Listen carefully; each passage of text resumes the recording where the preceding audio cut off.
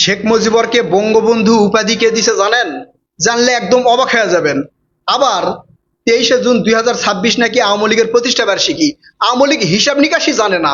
একবারে আওয়ামী লীগের লেখা থাইকাই প্রমাণ করে দিব শেখ মুজিবরের বঙ্গবন্ধু উপাধি ভুয়া।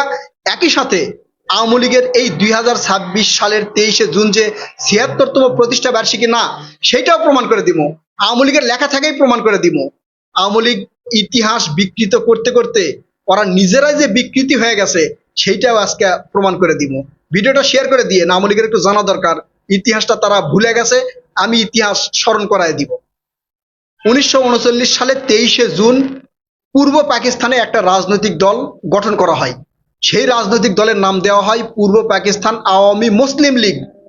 সেই দলের প্রতিষ্ঠা ছিল মাওলানা আব্দুল হামিদ খান ভাসানী এবং সেই দলের সাধারণ সম্পাদক ছিল শামসুল হক। আর শেখ মুজিবুর রহমান সেই দলের ছিল যুগ্ম সাধারণ সম্পাদক। 1939 সালের 23শে জুন, হিসাবটা মনে রাখেন। এরপরে দল কোনোভাবে চলে। তারপরে 1953 সালে শেখ মুজিবুর রহমান পূর্ব পাকিস্তান আওয়ামী মুসলিম লীগের সাধারণ সম্পাদক পদে নির্বাচিত হন। এর 2 বছর পরে অর্থাৎ 1955 সালে এই রাজনৈতিক দলের নাম পরিবর্তন করা হয়। পরিবর্তন কইরা মুসলিম নামটা সেখান থেকে উঠায় দিয়ে পূর্ব পাকিস্তান আওয়ামী লীগ নাম প্রতিষ্ঠা করে। এখানেই ভারত প্রথম শেখ মুজিবরকে দিয়ে কলকাঠি নাড়া শুরু করে।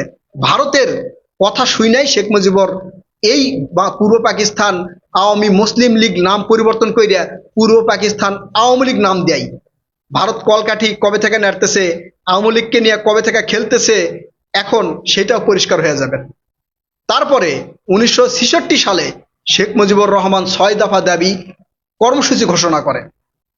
এরপরে তার নামে আগরতলা ষড়যন্ত্র মামলা করা হয়। শেখ মুজিবুরের নামে আগরতলা ষড়যন্ত্র মামলা কেন করা হয়েছে জানেন? এই মামলা কে করেছে? শেখ মুজিবুর রহমান ভারতের ত্রিপুরার আগরতলায় ভারতের সাথে গোপন মিটিং করছে। সেই গোপন মিটিংকে কেন্দ্র কইরা পশ্চিম পাকিস্তানের সরকার রাষ্ট্রদ্রোহ মামলা হিসাবে শেখ মুজিবরকে আগরতলা ষড়যন্ত্র মামলায় ঢুকাইয়া দেয়। পাকিস্তান মনে করছিল শেখ মুজিবর ভারতের সাথে মিলে পশ্চিম পাকিস্তান এবং পূর্ব পাকিস্তানকে বিভক্ত করার চেষ্টা করতেছে। এরপরে শেখ মুজিবুর রহমান আবার জেলেও গেছিল। সেখান থেকে শেখ মুজিবুর রহমান আবার বের হয়ে আসে। বের হয়ে আসার পরে 1969 সালে শেখ মুজিবুর রহমানকে বঙ্গবন্ধু উপাধি দেয়। বঙ্গবন্ধু উপাধি কে দেয় জানেন? বঙ্গবন্ধু উপাধি দেয় তৎকালীন ডাকসুর ভিপি তোফায়েল আহমেদ, আওয়ামী লীগেরই লোক। যেই তোফায়েল আহমেদ কিছুদিন আগে মারা গেছে, এই তোফায়েল আহমেদ শেখ মুজিবরকে বঙ্গবন্ধু উপাধি দিছে। এইটা কেন ভুয়া বললাম যে এই বঙ্গবন্ধু উপাধিটা শেখ মুজিবুর রহমানের ভুয়া? কেন ভুয়া বললাম?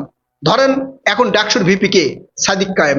সাদিক কায়েম যদি এই জামাতের আমির ডক্টর শফিকুর রহমানকে বলে যে তিনি 24-এর জনক, আপনি মাইনা নিবেন? আমি মাইনা নিব? কেউ মাইনা নিবে না।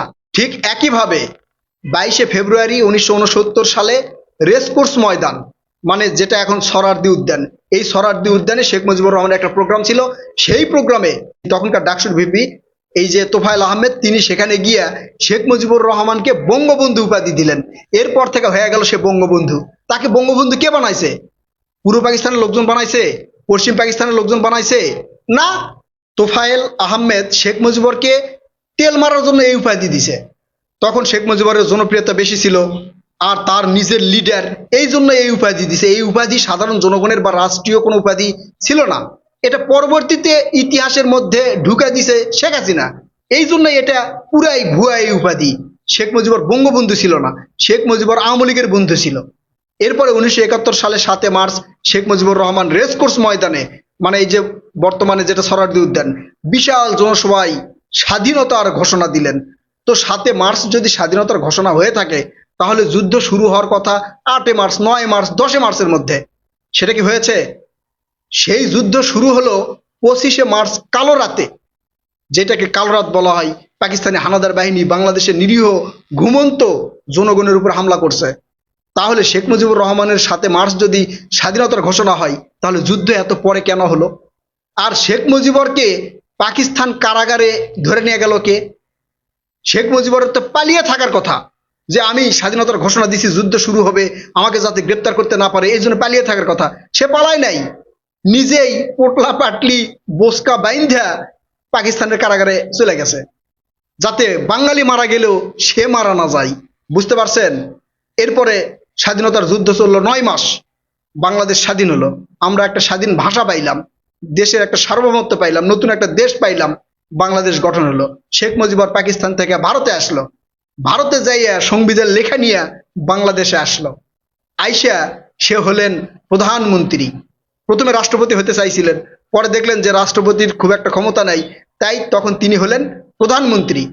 এরপরে এই আওয়ামী লীগের পূর্বের নাম, পূর্বে কি ছিল? পূর্ব পাকিস্তান আওয়ামী লীগ, সেইটা আবার বদল কইরা বাংলাদেশ আওয়ামী লীগ নাম দিল 1972 সালে। তাহলে বাংলাদেশ আওয়ামী লীগ রাজনৈতিক দল হলো 1972 সালে। 1972 সাল থেকে আপনি 26 সাল পর্যন্ত হিসাব করেন, 54 বছর। তার মানে যদি বাংলাদেশ আওয়ামী লীগ নাম নিয়ে তারা প্রতিষ্ঠা বার্ষিকী পালন করে, তাহলে 54তম প্রতিষ্ঠা বার্ষিকী হওয়ার কথা। তারা 76তম প্রতিষ্ঠা বার্ষিকী কেন বলতেছে?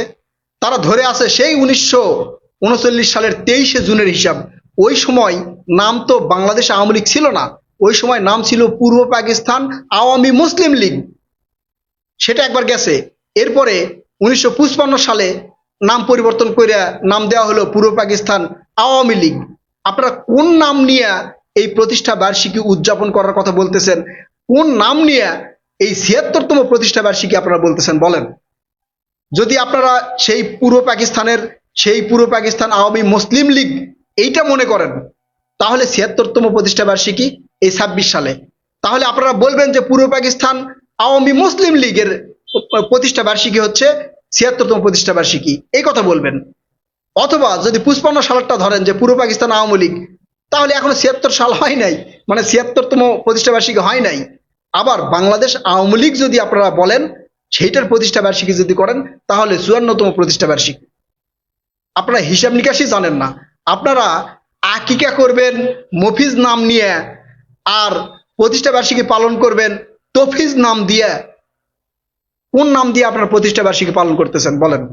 আপনারা যদি বাংলাদেশ আওয়ামী লীগ প্রতিষ্ঠা বার্ষিকী মনে করেন, তাহলে 54তম। আর যদি ওই যে 55 সালে যেই নাম পরিবর্তন করা হয়েছিল, 1955 সালে দেওয়া হয়েছিল পূর্ব পাকিস্তান আওয়ামী লীগ, সেটা যদি বলেন, সেটা তো 76 বছর হয় না, বা 76তম প্রতিষ্ঠা বার্ষিকী হয় না। এখন আপনারা কোন নাম নিয়ে করতেছেন সেইটা বলেন।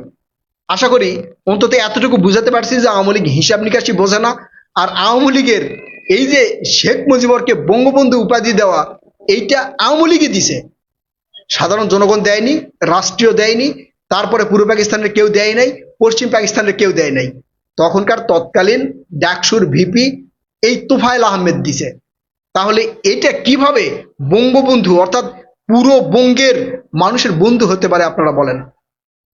এইভাবে ইতিহাস বিকৃতি করতে করতে আওয়ামী লীগ এখন নিজেই বিকৃতি হয়ে গেছে।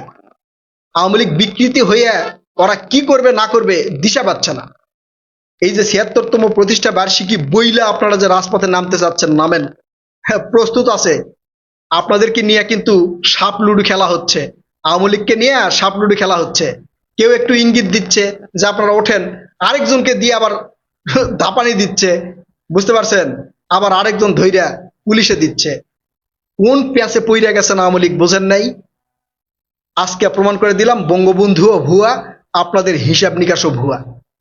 আমাকে যত গালি দিবেন তত প্রমাণ সহ চোখে আঙ্গুল দিয়ে দেখাই দিব যে আপনারা ইতিহাস বিকৃত করেছেন, আপনারা নিজেও ভুয়া, আওয়ামী লীগ নিজেও ভুয়া। প্রিয় কলিজার ভাই বোনেরা, আপনারা এই সার্বিক বিবেচনায় কি মনে করতেছেন? শেখ মুজিবুরের যে বঙ্গবন্ধু উপাধি, এটা কি সঠিক? আওয়ামী লীগের 76তম প্রতিষ্ঠা বার্ষিকী, এটা কি সঠিক? আপনারা আপনাদের মূল্যবান মতামত কমেন্ট করে জানাবেন। কথা হবে নতুন কোনো ভিডিওতে, ততক্ষণ পর্যন্ত ভালো থাকবেন ইনশাআল্লাহ। আল্লাহ হাফেজ।